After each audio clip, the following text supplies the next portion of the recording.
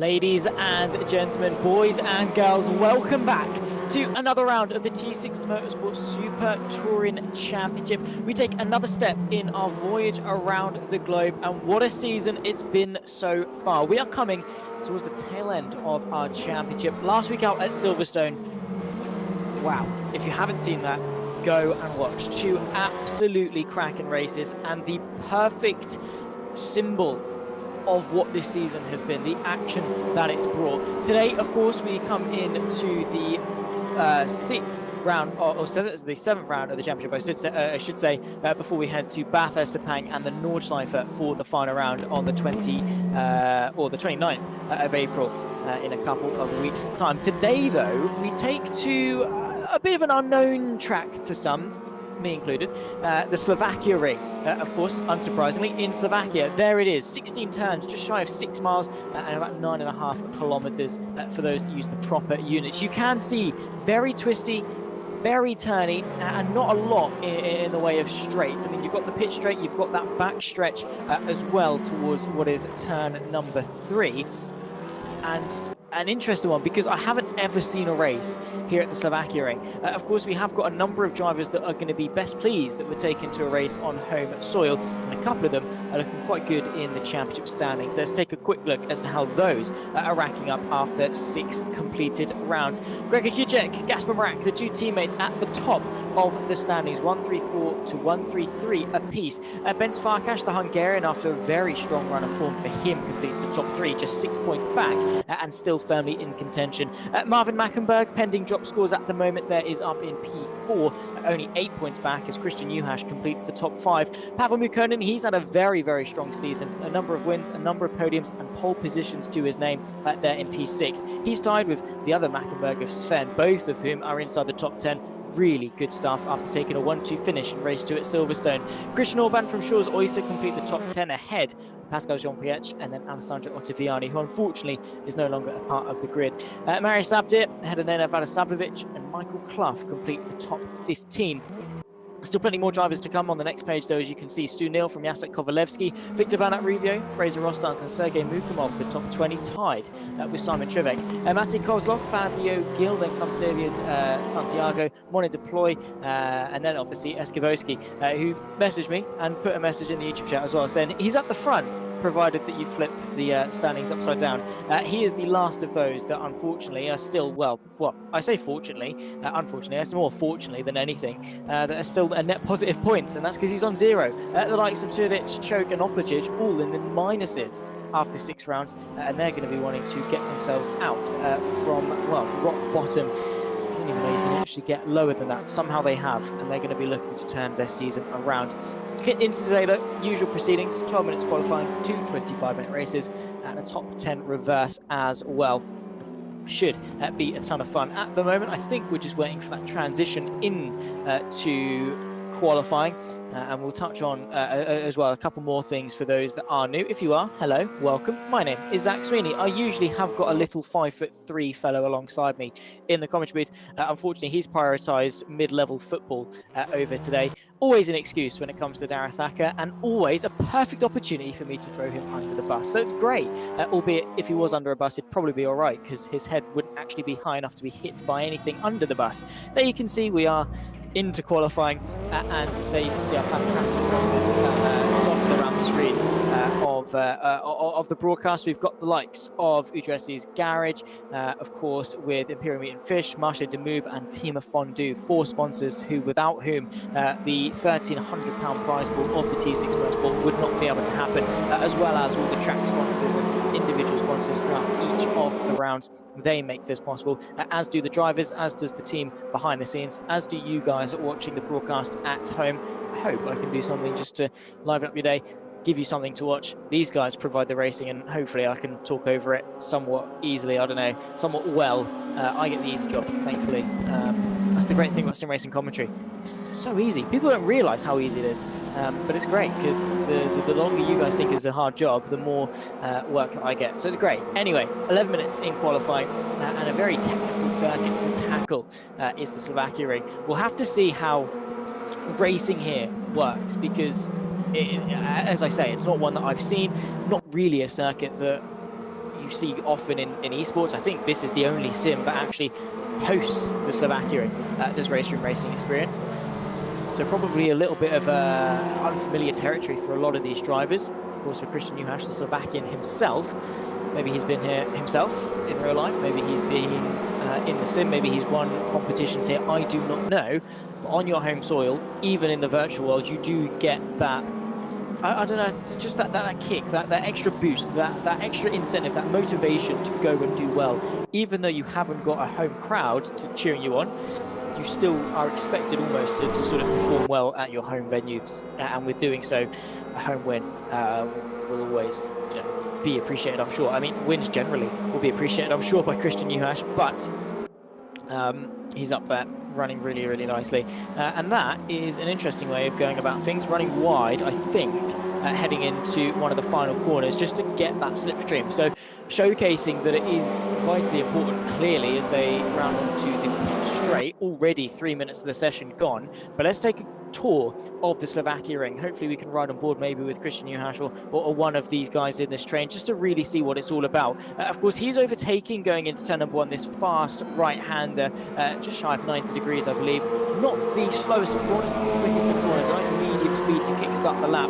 And then you run your way slightly uphill, the dips and a couple of twists in the road, not sure if they're entirely counted as corners. Then you run your way into what is probably known as turn 2. Again, another increasing radius right-hander that leads you onto this back straight. Next after this is a braking zone down into turn number 3. Could well be a decent overtaking opportunity. You can see quite heavy on the brakes going in, and of course a multitude of different lines that the drivers can take in order to maximize their run. Of course, it's a little bit of a sweeping section coming up, so the exit not overly vital. It's more the positioning of the car that matters most, making sure that the hop, skip and the jump through these S's are as perfect as can be. Then you loop back on yourself into this tight infield section, making it a very interesting dynamic with the track. Looks very similar to sort of like something you'd build in Scale Electrics or something, with some wacky track designs. But you come back and then you go back on yourself once again to complete what is a clockwise track layout.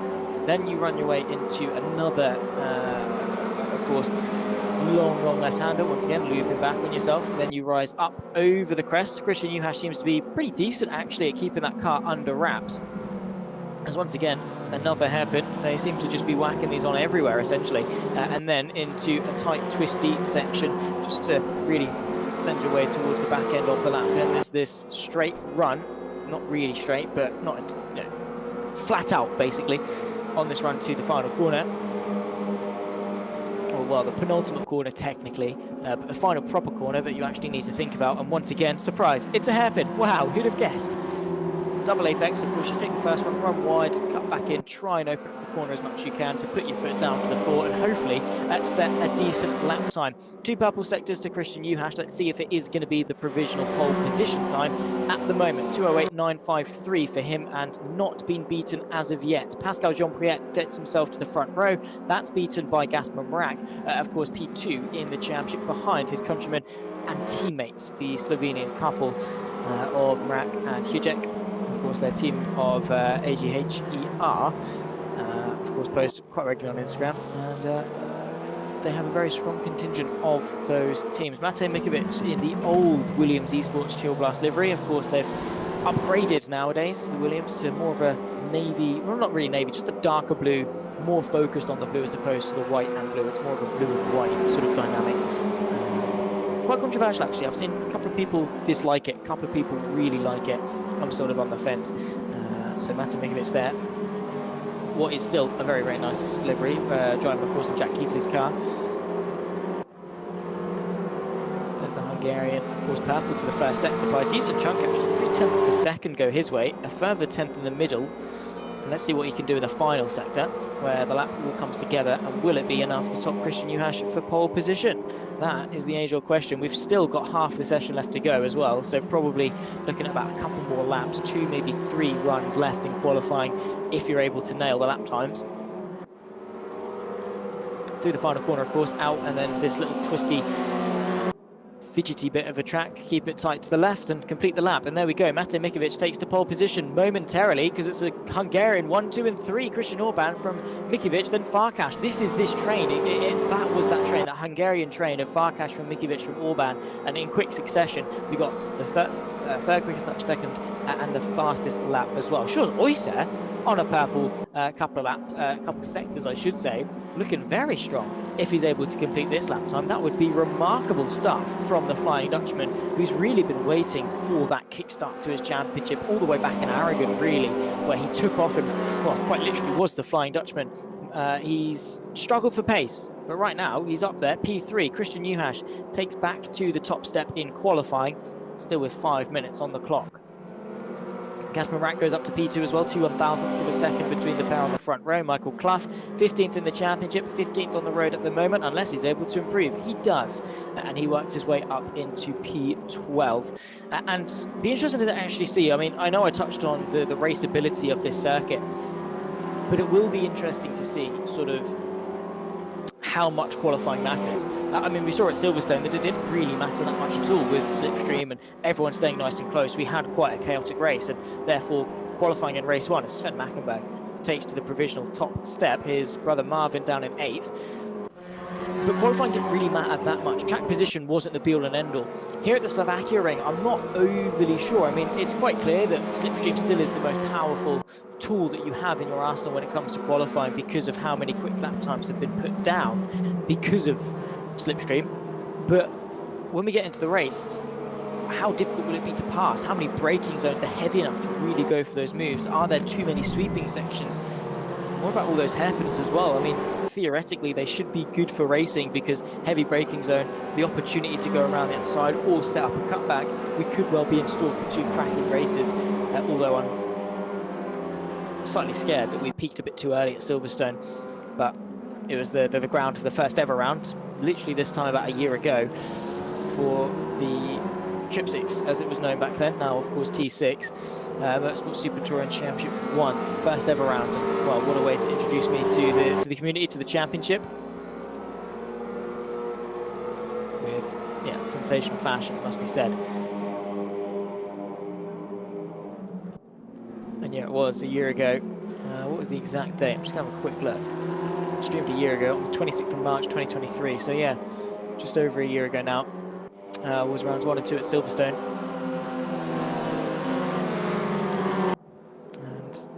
Yeah, a year later, and these drivers still bringing their A game. A couple of them, of course, returning faces, some new guys in the mix as well.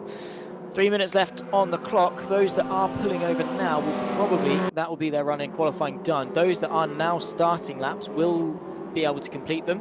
Of course, those unfamiliar with RaceRoom will know, or well, won't know. Those familiar with it will know that once that time ticks 0, that's it. The session is done. There's no finishing your lap. The sim doesn't care if you're on the best lap time of the session. It will just stop it. Session's done once that time ticks 0. So those that are on laps now, this will be probably their final run. And then those that cross the line with 2 minutes 9 to go will be the ones that get to finish their lap times, provided, of course, it's a decent lap time as such. Sven Mackenberg still at the top. Pavel Mukkonen quite struggling for pace, actually, down in P14, but fair enough. I mean, he's only half a second off the pole time, and yet he's down in 14th place. The entire field covered by just shy of 3 seconds. The entire, well, the 1 second mark is Kovalevsky in 16th place, and that is not far off at all. And that's a big jump, actually, between Clough and Kovalevsky. So representative times for the front pack, half a second cover the top 15, which is insane competition. We've got 12 thousandths of a second covering the top 3. Oh no, sorry, I should say 7 thousandths covering the top 3. That's the leader as opposed to the interval gaps. So brilliant competition, very, very close. And once again, I fear that Darragh Thacker, I mean, I'm not being funny, right? The rounds that Darragh Thacker have been here have been all right. Yeah, don't get me wrong, they've been good. But the ones he hasn't been here for have been crackers. Silverstone, where else wasn't he here for? He wasn't here for, he wasn't here for Suzuka. That was a really, really good round. He was here for Motegi. Pretty sure he was here for Spa. And they were all good, don't get me wrong, but the last couple of weeks when we haven't had it, maybe he's a bad omen. Maybe we just need to stick to the OG. I don't know. I feel bad because Dareth Acker's a lovely guy. He's fellow. I mean, he's technically Suffolk, born and raised, but he counts himself as Norfolk because he's a Norwich fan of all things. Like, grow up. Anyway, Dareth Acker slander put aside for just a second. I say just a second because I'll probably rinse him a little bit later on just because he's not here to defend himself. Gasper Marak, P3, purple to the first second, not third sector though, and that's the margins that are coming about. He missed out on his lap by 21 thousandths of a second.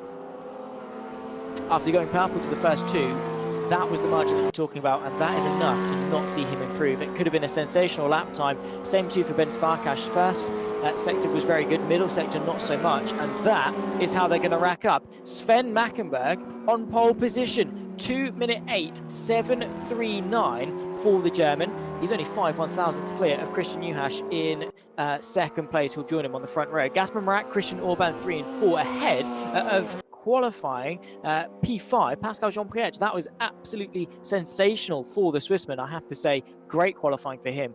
Shor Zoysa from Mate Mikovic, Grega Kijek, Bence Farkas, and then Vada Savlovic, the top 10 ahead of Marvin Mackenberg. First time in a while we've seen him outside the top 10. Same to Marius Savdir.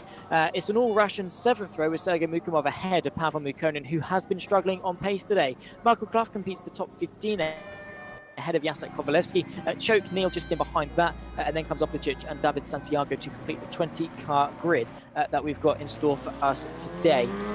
What an insane qualifying session, must be said. I'm looking forward into what hopefully will be an insane race as well.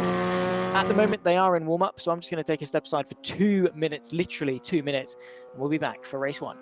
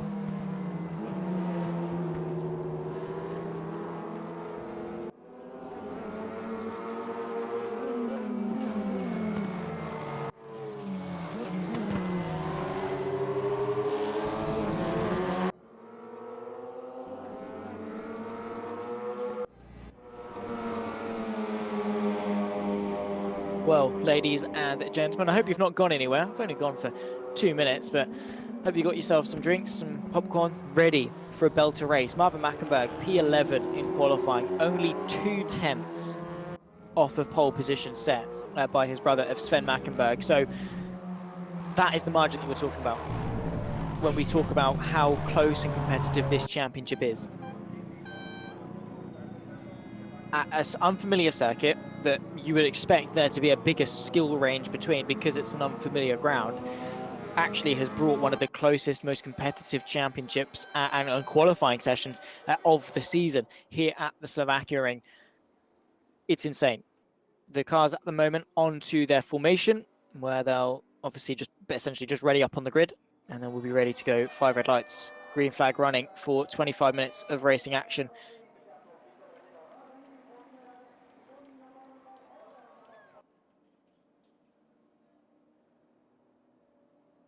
And I, for one, cannot wait. My first ever race at the Slovakiaring, and what a track it's proven itself to be. Twists, turns all the way through, and plenty of racing action, I'm sure, will be in store for us today. Only 1 point at the top of the championship, by the way, between Grega and Gasper. And that, again, is the margins that we're talking about as we head towards the tail end of this championship. Just 3 more rounds, 6 more races after today.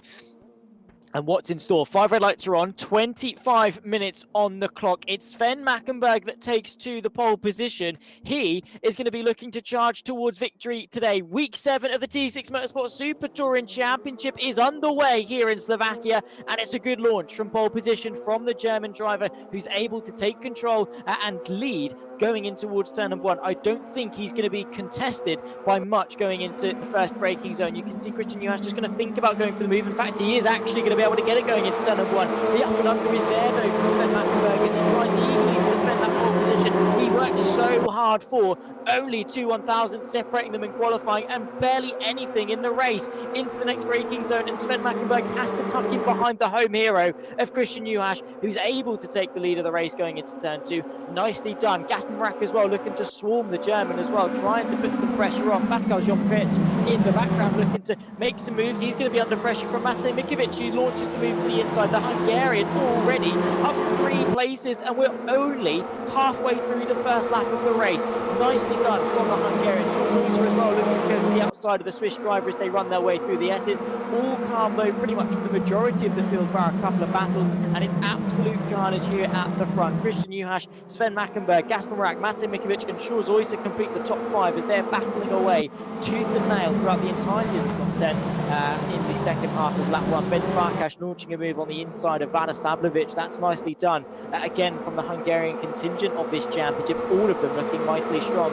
However, the tank, well, on that occasion, actually fairly easy to pass. I don't think Vlada Savlovic was putting up too big of a battle. However, Farkas is going to have to go defensive into the next braking zone, of course, into this tight left-hand hairpin.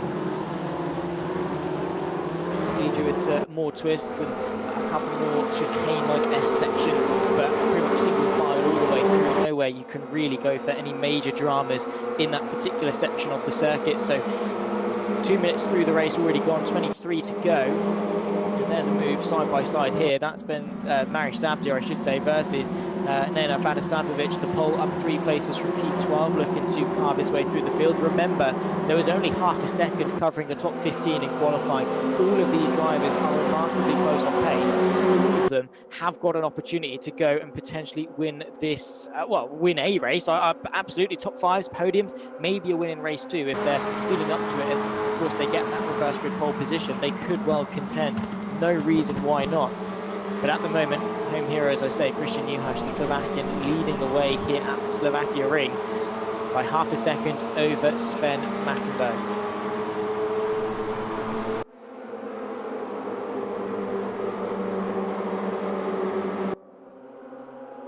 Kicking up some dirt on the exit. Again, very easy to run out wide there. Front wheel drive cars, of course, the TCRs, as they always have been. And very tough to drive in some parts, particularly through the demanding sections, the medium to high speed corners. Very difficult sometimes to get that rotation, as the car just wants to, push on and on and on. And then, funnily enough, the more steering you put onto it, the less effective the steering gets, and you just effectively, you're just cranking on more lock and getting absolutely nothing in return.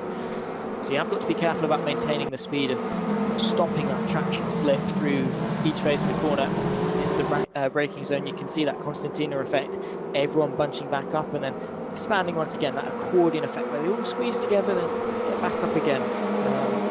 Although probably if you squeeze these guys together, you probably wouldn't get as pleasant of a noise as you would get from an accordion. Into the next braking zone, downhill of course. Matej Mikovic up to 4th place, a remarkable send for him early on. Gasper trying to put some pressure onto Sven Mackenberg for P2, and all that's going to be able to do is assist Christian Juhas in getting away. All of them remarkably close. 21 minutes left on the clock. still plenty of racing still to come. Of course, if you are tuning in on the T6 Motorsport Super Touring channel, no, it's T6 Motorsport. That's just the channel. This is the championship. It's the Super Touring Championship. It's T6 Motorsport. Of course, the community.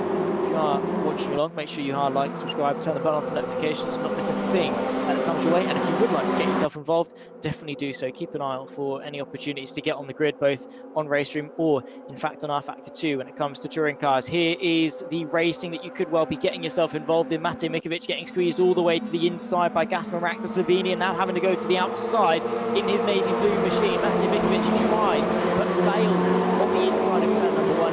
Has to tuck back into situ for P4. Once again downhill into another braking zone, albeit not quite as harsh going into turn number 2. Then you run your way on this back straight towards the braking zone at 3.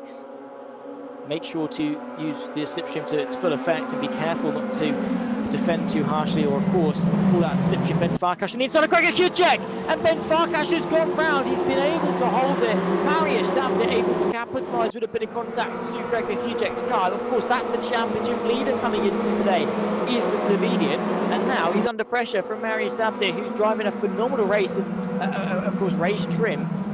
First opening 5 minutes of this race, and he's already up 4 places, looking to make it 5. Bence Farkas, not entirely sure as to what happened there, but getting his nose firmly chopped off was Grega Gasper. Oh no, Bence Farkas was the one whose nose was chopped off. I do apologise, the black and red. It seemed as though that was the case anyway.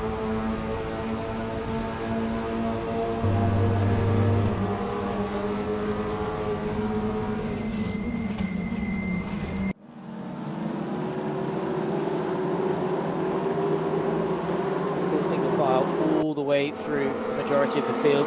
No one really able to go for many moves, it must be said.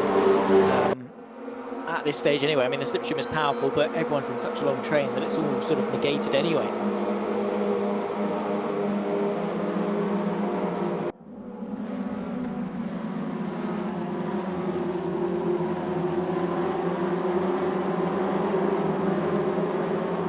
Minutes still on the clock, already 6.5 of the way through. Christian Juhasz still with a firm grasp on the lead of this race, and of course we'll be looking to extend and try and close in for the championship lead. Only 12 points off of it, of course, before drop weeks are applied. Mariusz Zabdir on the inside of championship leader Grega Gasper goes in a bit too deep, but is able to just about get it stopped. Gasper sees it coming, of course tries to get the up and under, and now they're side by side on this run towards turn number 2. You go up over the crest, you depress yourself back down into the next fast right-hander. The inside line working wonders for Grega Gasper, who's able to launch a nice effective counter-attack and stay ahead, but for how much longer? Bence Farkas versus Pavel Buchanan, the Russian, after qualifying P14, is moving his way quite nicely through the field. Mariusz Zabdir on the inside of the first major braking zone of the lap, but once again goes in too deep, and the smoothest up and under you've ever seen from Grega Gasper slides his way back into 7th place. Nicely done from the Slovenian as he picks his way up once again into that position that he's been defending at least for the last 3 laps, but trying to move his way forward, trying to maximise his pace, and yet all that's happening is that he's just being tried by Mariusz Zabdir for a bit of a battle. Unfortunately, that's not what's going to be doing these guys any good. This pretty much useless battling, it must be said. Mariusz Zabdir, if he is quicker, get a move done without outbraking yourself. He's only promoting more and more battling, and of course Grega Gasper doesn't want to slow himself down by just allowing him through. So the issue is there with Mariusz Zabdir. Either you stay behind or you get in front and you lead a charge. Inside line once again for the braking zone. Has he been able to get this one stopped? No, he hasn't. Once again, an up and under, a switchback of dreams from Grega Gasper, and now he's got problems as Mariusz Zabdir, because here comes Pavel Buchanan. You can see that grey, blue and white machine just in behind, practically pushing him now as they run their way towards the final couple of corners. He's going to be looking to the inside quite menacingly, it must be said. Pavel Buchanan not quite late enough on the brakes, but that defence from Grega Gasper is insane, and he's not even doing much of a defence. He's just letting Zabdir do all the hard work for him. And of course it is good to mention, understandably so, that Grega Gasper and those inside the top 5 in the championship, they have got some success ballast to deal with. 25 kilos for Grega, 20 kilos for Gasper, 15 for Bence Farkas, 10 for Marvin Mecklenburg, and then 5 kilos for Christian Juhasz, who is leading the way. So for those that have got extra ballast, which at a circuit like the Slovakiaring with so many swift changes in direction, that extra weight is going to mean a lot. Of course, inertia, an object at rest will stay at rest unless it's acted on by another force. The more heavy it is, obviously the more massive it is, the harder it is to change what it's currently doing. So if you've got an extra 20 kilos added to your car, it's going to take an extra good bit of force to actually change what the car's currently doing. And that, of course, is always going to slow you down. It puts more stress on the tyres, puts more stress on you, and makes the car less agile. However, the agility around the outside there from Bence Farkas might be bloody brilliant when it comes to racing. Marvin Mackenberg picks his way through up into 12th place, side by side, it must be said, with the red and white machine. The 23 car, you can see that's, I believe, Christian Orban trying to pick his way through. They've got Michael Clough just in behind, 14th place for him. And on the inside goes the pink and white. That was nicely done, but the up and under always very powerful.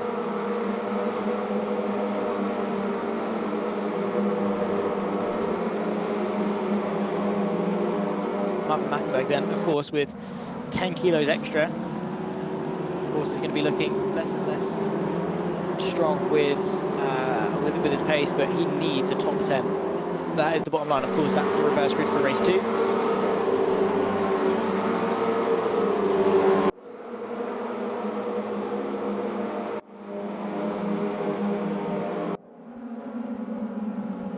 Shaw's Oyster up in P5, 14 minutes on the clock as we approach half distance. So many hairpins, it's actually difficult to tell where you are on circuit. This is the final corner, I can tell you that much. There's the pit entry on the left. There's Marius Sabdir. He's fighting with Grega Gasper, who is fielding 25 more kilos of weight on his car, and yet is still putting up a fantastic defense. Marius Sabdir, of course, understandably, better top speed, better traction, and better change of direction, but into turn number 1, is he going to be able to get it stopped?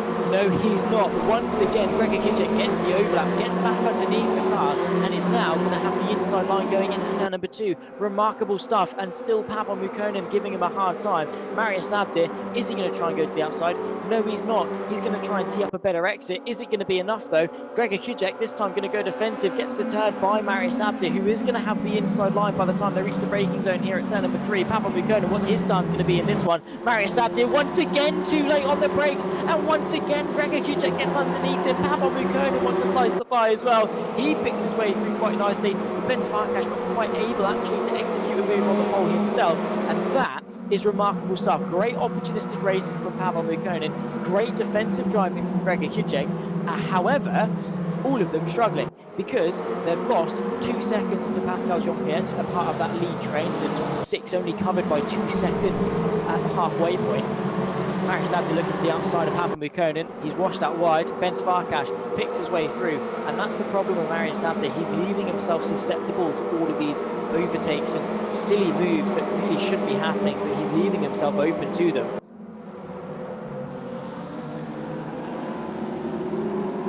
Once again, defensive goes the Hungarian.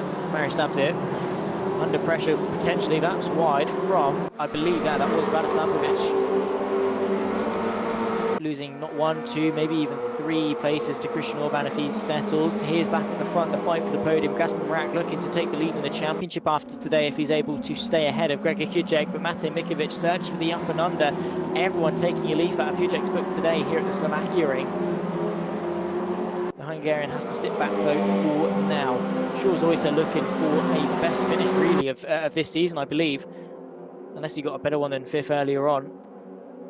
But he could well be on course for a podium. His pace staggeringly quick here at the Slovakiaring. Into turn number 1 is Christian Juhász that still leads the way from Sven Mackenberg and Gasper that complete the podium. They are very close. But Juhász just has it under wraps. He's, again, only half a second clear. So if he makes a mistake, he is going to be punished for it. But he's keeping them at arm's reach. He's not really under much pressure at the moment.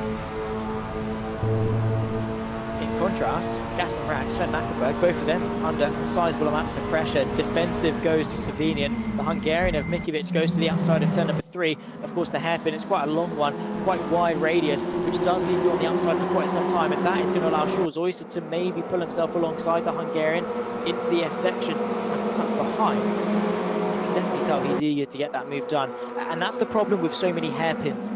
it's not necessarily a problem for us in the sort of in the spectator's perspective, because we get to watch some great racing.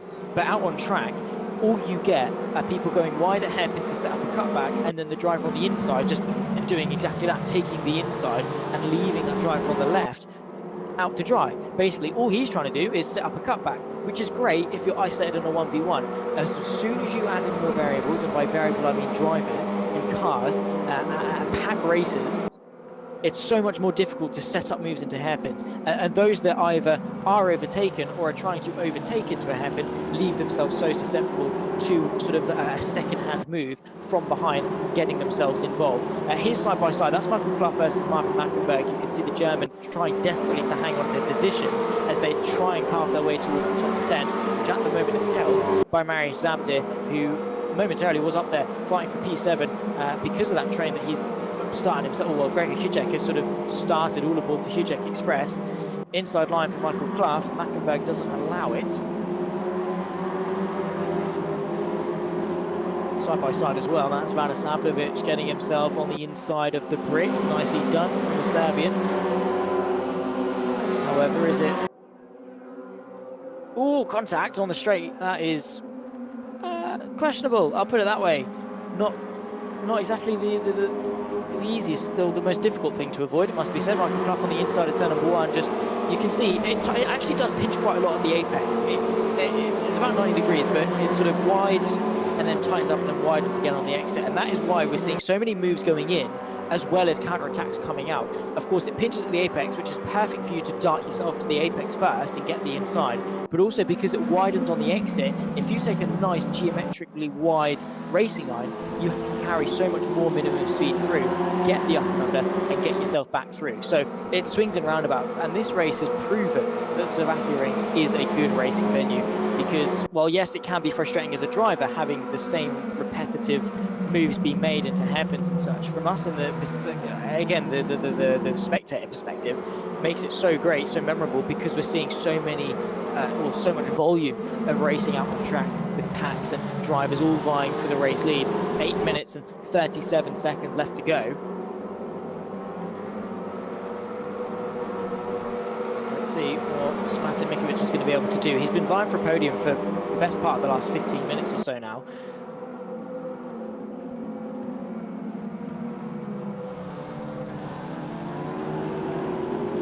And yet is not quite able to go and get it. He's under pressure from Jules Oyser, again, as a driver who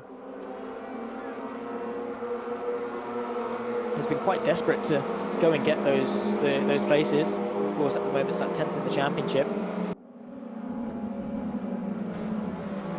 Not going to take much to see him, of course, close the gap a little bit. I mean, I say that actually it is a little bit.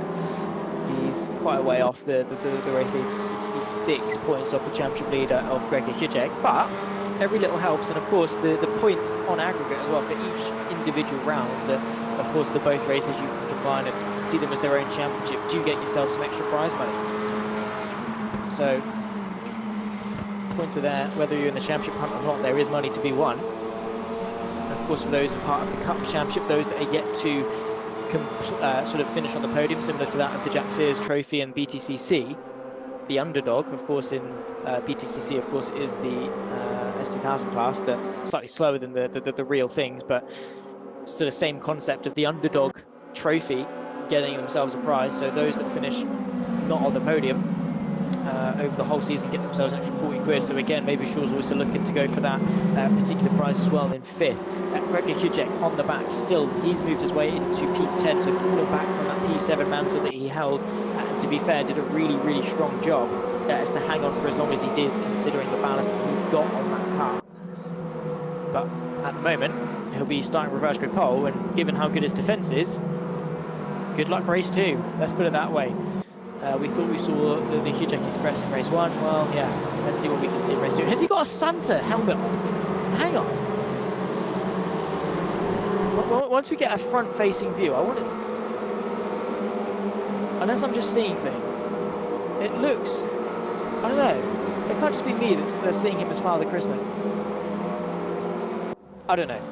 Maybe I'm going insane, because you can't have custom livery designs, can you? Not in race room. No, it's just a normal helmet. It's just red and white. apologies. I got ahead of myself there. I've seen some really interesting helmet designs recently. I've seen a couple of people with Spider-Man helmets. I've seen a couple of people with just very creative designs on their helmets. And it took me a second to realise that Racing doesn't actually have custom designs as of yet. Here's Marius Abdit, of course, in the question mark livery. And on the inside of Bence Farkas, a bit of contact between the pair of them heading into the final couple of corners. And he finds his way through quite nicely with just 5.5 minutes left to go.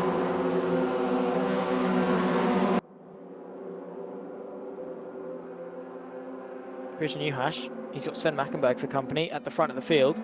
Not close enough is the German to actually go for that move, but a lot closer than he has been for all race long, and with only 5 minutes left to go, the pressure is going to ramp up. Maybe setting up for turn 3 if he's able to get a good enough exit off of turn 2. Of course, there's longer straight, of course, relative to the circuit, and the longest flat-out section you're going to have apart from the pit straight. So he's going to actually put the Slovakian under a bit of pressure. Sven Mackenberg looking to the outside, nose to tail of the top 3, the top 5 not a million miles away either, with Matej Mikovic, Shaw's Oyster.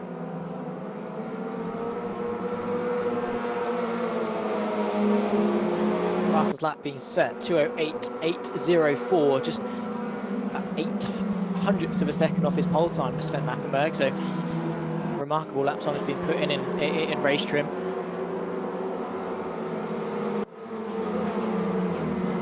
Contact actually, Gasper getting all sorts of comfortable with the rear end of Sven Mackenberg there.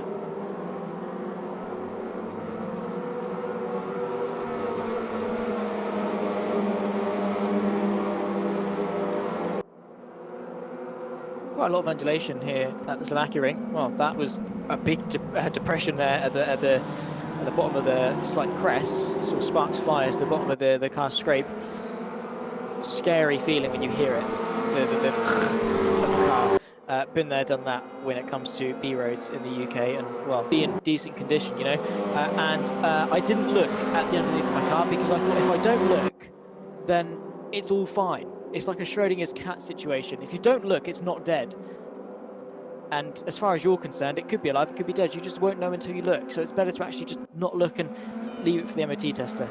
Fingers crossed, he turns a blind eye to a lot of stuff on my VW Golf. But hopefully, these Cupras are a little bit more durable and less susceptible to the good old Norfolk Sea air that's going to be rusting them. I'm not entirely sure as to how cars age in Slovakia, but hopefully they're all right, and the scrapes to the underside of the body is not substantial.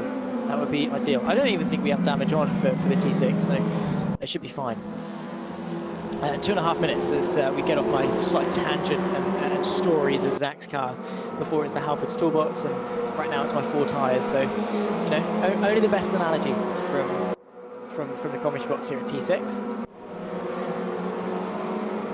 There is Michael Clough, P13, behind Nena Vanasavljevic. They've fallen off a little bit from Marvin Mackenberg, who's a part of that train actually for the back end of the top 10, and opportunities wearing thin. I believe we are on the penultimate lap of this race. If they cross the line now, it will be the final lap. So next time by will be the final run through. There's Michael Clough on the outside, going into the infield section and finds his way past. Looks to the inside once again. This is the left-hander. Quite a long one as well at that. Doesn't quite loop all the way around, but leads you now to what is the next hairpin braking zone of the circuit. Downhill into then another tight twisty chicane, which then leads you towards the end of the lap. Through the right, then the left, then back up over another crest towards another hairpin. It'll be interesting to see as well what can happen on the final lap between Christian Juhasz and Sven Mackenberg, also between his brother Marvin, and maybe going for a double Mackenberg pole position if he's able to find his way past Grega and Gasper. And emulate that success, make it 3... No. They won at Motegi, and they're actually under pressure onto the final lap of this race. Gasper Mack getting very close. Sven Mackenberg trying to put some pressure onto Christian Juhasz. Let's see if they're able to make it 2 weeks in a row that Mackenbergs win a race. Sven Mackenberg now to the left as they head their way towards turn number 2. Christian Juhasz has been not really pressured all race long. Here comes Sven Mackenberg looking to go the long way around here at turn 2. He's been able to be given the space, and now the run towards turn 3 begins. The Slovakian of Christian Juhasz has just got one more lap to defend if he wants to take home glory. Inside line for Gasper Mack, who's looking to take the championship lead, but it's not enough because so late on the brakes is Sven Mackenberg. He's able to capitalise and send his way to the outside, but he's off the road doing a bit of rallycross, cut in the grass, and in fact actually cuts down a couple of positions. Gasper Mack is through into P2, and that might be Sven Mackenberg's only chance of victory gone. 15 seconds on the clock, and Christian Juhasz is making his way around through, of course, turn number 6. Then the sweepers of 7, 8, then the tightest hairpin on the circuit, and Gasper Mack is vying for that victory. Sven Mackenberg is not going to be happy, of course, that he was run out of road, arguably on the exit. Nearly able to catapult himself around the outside, but not enough. 0.2 of a second separate the top 2, and then a further second covering the rest of the top 5. There is not a lot in it whatsoever. The timer has ticked 0. Christian Juhasz, on what could well be a turning point day in his championship hunt, on home soil, the first time ever that we visited the Slovakiaring, and he's only a handful of corners away from seeking glory unless Gasper Mack can launch an absolutely audacious move into the final braking zone of the lap. I think it is going to go the way of this man. He's going to give it a look though, it's Gasper Mack. Christian Juhasz, though, able to stay composed, to keep calm, and not allow the Slovenian to face him whatsoever. He's been so brilliant. P2 by 0.002 of a second. He took the lead early on. He's not looked back since. Christian Juhasz takes race 1 of week 7 of the T6 Motorsport Super Touring Championship on home soil. Take a bow. Christian Juhasz, yet another victory to add to his total this season, and we'll start race 2 from P10. Gasper Mack from Sven Mackenberg complete the podium, as we'll run you through the full extent of race 1's finishing order in just a second. But what a way to kickstart this evening. And Slovakiaring, there was never, well, it's proved beyond a shadow of a doubt that it's a brilliant racing venue. An uncertainty coming into this round, and yet it's delivered. What a race it was. David Santiago, Eskivosky and Fraser Rostance, of course, unfortunately not able to finish this race, but there they are. Christian Juhasz victorious here in Slovakia. Gasper Mack ahead of Sven Mackenberg competing the podium, ahead of Mate Mikovic and Sean Zoyster in P5. Pascal Jean-Pierre ahead of Pavel Buchanan, up 7 places from 14th on the grid, ahead of Marius Abdir, who takes an extra point for fastest lap. Bence Farkas from Grega and the top 10, so the Slovenian will be starting the race from pole position. Marvin Mackenberg just outside in P11, close but no cigar for him as he starts race 2 the same way he started race 1. Michael Clark from Vada Savlovic, Christian Orban and Sergei Mukimov the top 15, uncharacteristically poor from Christian Orban, it must be said. Stu Neal from Simon Chubek and Opicic ahead of Choke and Kovalevsky, Fabio Gil from David Santiago, Eskivosky and Fraser Rostance, the lone DNF. Ladies and gentlemen, we'll be back in just a moment. Do not go anywhere. 25 minutes of race 2 coming up shortly.